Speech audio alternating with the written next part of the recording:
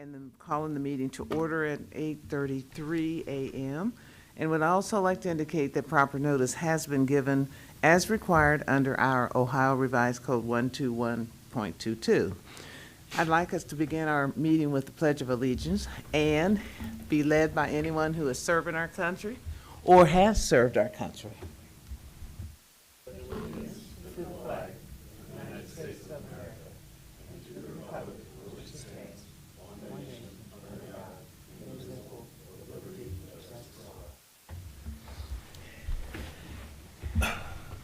And thank you again for serving our country.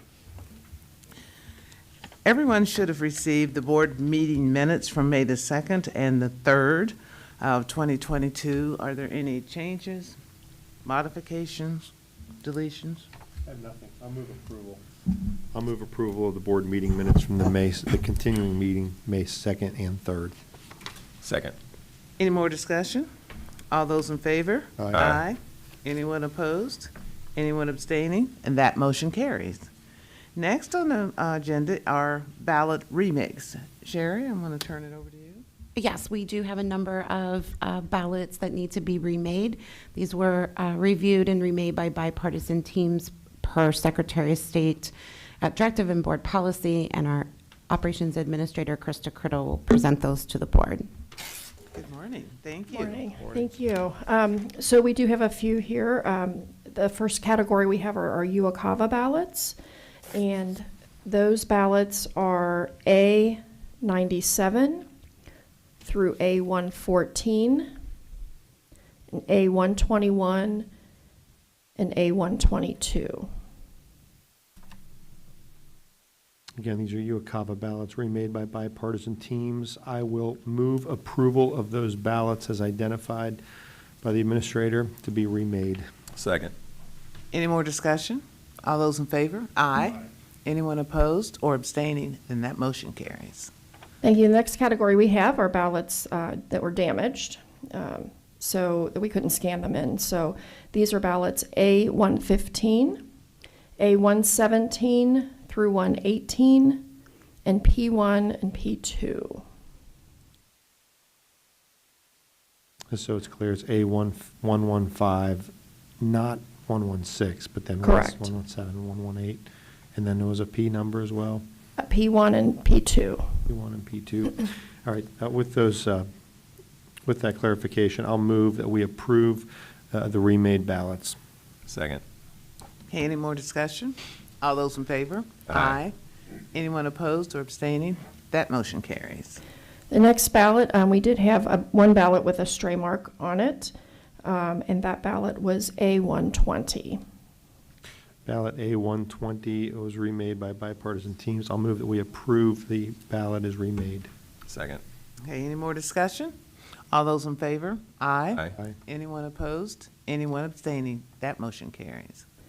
The next ballot, the voter was mailed an incorrect precinct ballot, so we had to remake that ballot. Was exactly the same except for the Central Committee candidate. So, and that voter had been notified, and it was just too late and they said it was fine to go ahead and use that ballot without the redone precinct executive. So in that scenario, we just remake the ballot for the correct precinct and only vote the Right, the contest that matched, and everything did match except the Central Committee candidate. I'll move approval of that ballot as remade. Second. Any more discussion? All those in favor? Aye. Aye. Anyone opposed? Anyone abstaining? That motion carries. The next ballots, there were two ballots with a voter intent notes on them that the director and deputy director did review. There was nothing in question on these. That was ballot A119 and A123. I'll move approval of those two ballots as remade. Second. Any more discussion? All those in favor? Aye. Aye. Anyone opposed? Anyone abstaining? And that motion carries. Thank you. The last category we have are 17-year-old voters that did show up on election day to vote, and they had voted for Central Committee candidates, which they are not eligible to vote for. So we had to remake those ballots. Those are P3 through P13. I'll move approval of the ballots P3 through P13 as remade. Second. Any more discussion? All those in favor? Aye. Anyone opposed? Anyone abstaining? That motion carries. Thank you. That's all we have. Thank you, Krista. Okay, thank you. Next, we have provisional ballot report. Yes, in your packet, you'll find a document entitled Summary Staff Recommendation, May 18, 2022. There were 1,000 provisional ballots issued in the May 3rd, 2022 primary election. Those provisional envelopes were all reviewed by bipartisan staff here at the board in accordance with Secretary of State directive and board policy. Would you like to begin, I think is the practice, with those that staff are recommending to be rejected? Yep. Yes. So, just turned out to be a nice round number, like 1,000. That's a coincidence? Yes, I don't know that that's ever happened, That's interesting. at least not recently. Looked at a lot of these through the years. I've never seen that. Okay, so I'm in the rejected category here on the summary staff recommendation. It looks like the staff is suggesting we reject 60 provisional ballots, provisional ballot envelopes at this point, because those people weren't registered. So I'll move that we reject those 60 provisional ballot envelopes. Second. Any more discussion? All those in favor? Aye. Anyone opposed or abstaining? That motion carries. The next category in the report is voted wrong precinct, wrong location. I know I say this every year, but that number's come way down with our e-poll books. Yes, So that's a- drastically. That's a good thing. Former Chairman Burke would be happy. So I'll move that we reject those 11 provisional ballots where people ultimately voted in the wrong precinct in the wrong location. Second. Any more discussion? All those in favor? Aye. Aye. Anyone opposed? Anyone abstaining? That motion carries. Next category is one ballot. Appears there's no signature on the provisional ballot envelope, and that would be cause for rejection. So based on that, I will move rejection of that one ballot. Second. Any more discussion? All those in favor? Aye. Aye. Anyone opposed or abstaining? That motion carries. Next category is no ID. This will be they didn't put either the last four of the social or the driver's license number, correct? Correct, or they did not indicate, they didn't check one of the other boxes of acceptable ID that was shown Okay. to the poll worker, or the ID that was provided did not match Got it. our records. And we do search all of our records looking for a match. Is this one of these curable situations? Yes, the voter does have until 7 days after Election Day to appear at the Board of Elections and provide ID. That did not occur with these 9 voters. With these 9 ballots, I'll move we reject them for not having the proper identification on the envelope. Second. Any more discussion? All those in favor? Aye. Anyone opposed? Anyone abstaining? That motion carries. The next category is always interesting. These would be provisional ballot envelopes that we believe, because of the holes, right, do not have a ballot inside the envelope. Those always give me concern because I'm thinking perhaps those got scanned when they probably shouldn't have been. But anyway, it's 2 ballots in the circumstance, well, 2 envelopes, provisional ballot envelopes. I'll move that we reject those 2 provisional ballots. Second. Any more discussion? All those in favor? Aye. Aye. Anyone opposed or abstaining? That motion carries. Next category are people who voted early and then perhaps sought to cast a provisional ballot. We've identified 7 of those. I'll move that we reject those 7 provisional ballots, as it would appear that those 7 people may be already voted. Second. So we're pretty sure those individuals have already voted, am I correct? Yes, those 7 individuals voted prior to Election Day and then appeared on Election Day to cast another ballot. So they voted provisionally. And after this meeting, the deputy director and I, as we always do, will research and try to determine why that occurred, and then we'll report back to the board our findings. Okay, thank you. Any more discussion? All those in favor? Aye. Aye. Anyone opposed? Anyone abstaining? That motion carries. Next category, no address found on the provisional ballot envelope, so I'll move that we reject those 3 ballots. Second. Any more discussion? All those in favor? Aye. Aye. Anyone opposed? Anyone abstaining? That motion carries. Last category that I have here is no date of birth. There were 8 provisional ballot envelopes where no date of birth is provided, where one is required. With that, I'll move that we reject those 8 ballots. Second. How often do we see that? Is this kind of unusual? This is typical. Yeah, the numbers and the percentages and how it all broke down is what we typically see. I was going to say, the math is easy. I was going to say the same thing. In this case, it was less than 1%. Right. 0.08%. Anyway, or 0.8%. Anyway, we've voted on that already? No. Any more discussion? All those in favor? Aye. Aye. Anyone opposed? Anyone abstaining? That motion carries. Here's one, I'm sorry. The one for further review? Yes, there was one provisional envelope where the voter, the date of birth listed on the provisional envelope, the month did not match the board's records. The date and year of birth did, the month did not. Everything else on the provisional envelope matched the board's records, including the voter's signature and form of ID. Under Ohio law, the board can vote in public session to accept this ballot. Can we see the envelope? Yes, yeah. Yeah. I believe Chuck had a copy available just in case he made that request. And so again, my understanding, it appears that everything matched that was on that ballot with the exception of that one area. That is correct, and I do have a copy.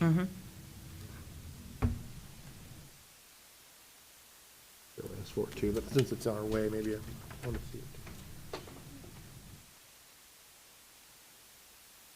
Okay, we're looking Yeah. at the same thing. Mhm. Yeah. I'll make the record that reviewing the provisional ballot affirmation statement, date of birth 1934, this seems to be a trend that we've seen where sometimes as people age, they just make small errors. If the envelope is otherwise complete and the signature matches, which the staff tells us that it does, and the other identifying information is correct. The other thing I was going to see is, Let me see. Yeah. did they put the day they were voting as the month? Sometimes that happens, Yeah, right? they did. They put today's, Well, that was- May 3rd, yeah, up this is- here. This is off by 1. Right. Yeah. Right. Everything else. Yeah, okay. Yeah. Yeah. I'm gonna move approval of that provisional ballot. Second. I'm so amazed that the individual who completed this still does their due diligence at the age they are to vote, to cast a ballot, and that to me is outstanding. So, any more discussion? All those in favor? Aye. Anyone opposed? Anyone abstaining? That motion carries. Thank you. Okay. 34. Next on the agenda is the federal grant policy. Actually, the board would still need to vote on the ones that staff recommend to accept. Oh, So I will, at this Right. point, on the, again, looking at the summary staff recommendation report on the provisional ballot envelopes, the board is recommending that we accept 898 provisional ballots for counting. I'll move that we accept those. Second. any more discussion? All those in favor? Aye. Anyone opposed or abstaining? That motion carries.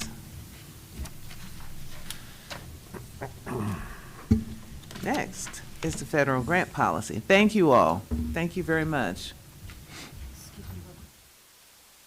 Krista never gave the date.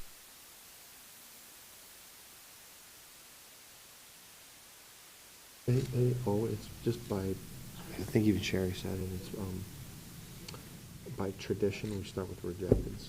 I think part of it too is that if we disagree on rejecteds, we can add to that number before we sign off on it. Isn't that why we do the rejecteds first? Because if there's some disagreement about the rejected, we can move it into the accepted, right? Mhm. Gotcha. Yeah.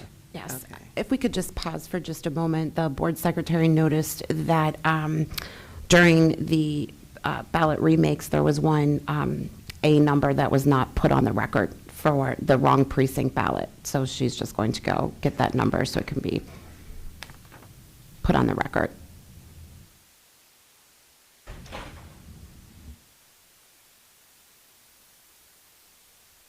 Apologies for that. So the ballot that was the wrong ballot, that was A116 that we had to remake. Thank you for that. That was the wrong ballot? Yes. Okay. Need a motion? Uh, Gotcha. Okay, thank you. Thank you for that clarification. Okay. So we've done provisional. Yeah, that concludes the provisional ballots report. I will note it's an 89.9% acceptance rate. Great, Pretty good. very good. Next to federal grant policy. Yes, in your packet, you have a federal grant award equipment policy. This template for this policy was provided to us by the Secretary of State's office, who recommend that each board adopt such a policy. We did receive some CARES dollars in which we purchased two capital assets with. Basically, they're mail extracting machines. The board has already put into practice and has for a long time what's outlined in this policy. We just didn't have a formal policy on it. So we're recommending that you adopt the policy based on the template provided by the Secretary of State, and the board's attorney also has reviewed the policy. I'll move that we adopt the federal grant award equipment policy recommended by staff and approved by council. Second.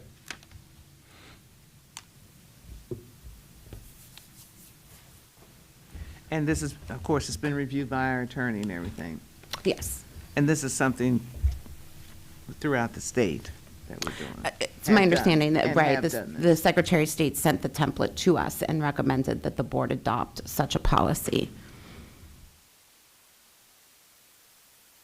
There may be local changes throughout the state, but the template that you have in front of you is okay. Okay, thank you. Thanks for that clarification. Any more discussion? Need a vote? Don't we need a vote? Yes. Yeah, I made the motion. Did you Need a so? motion? Need a motion? I second it, yeah. Oh, yeah, I think I made it. Oh, you did, Yeah. I'm sorry. That's right. That was my point for questioning, okay. Any more discussion? All those in favor? Aye. Aye. Anyone opposed? Anyone abstaining? That motion carries. Okay, is there anything else for us to discuss? Yeah, Madam Chair, just wanted to remind the board, our next meeting is a special meeting set for Tuesday, May 24th at 8:30 a.m. Primary agenda item, of course, would be to certify the results, the official results from the May primary election. We had tentatively set a meeting date of May 25th at 2 p.m. in the event that we would have large-scale recounts in which we would need to randomly draw precincts. Based on the unofficial results, that's not going to be necessary. There's a slight possibility there could be a recount in the Republican County Central Committee, but that would not require a random draw. Okay, So basically, the Wednesday, May 25th meeting is no longer necessary. all right. That Central Committee person, Mr. Train Tequila? No. The landslide victory, Mr. Mellon. Don't worry. And also note that our Secretary of State Regional Liaison, Kenny Henning, is unable to be here today. He had to be at another board's meeting, but he wanted me to let you know that. Thank you. He's always been faithful in coming here, but he's also spread pretty wide with the counties that he's responsible for, so he's excused. Any more discussion? Unless there's something else, I'll move for adjournment. Second. Any more discussion? All those in favor? Aye. Anyone opposed? Anyone abstaining? That motion carries. This meeting is adjourned. Thank you. Thank you.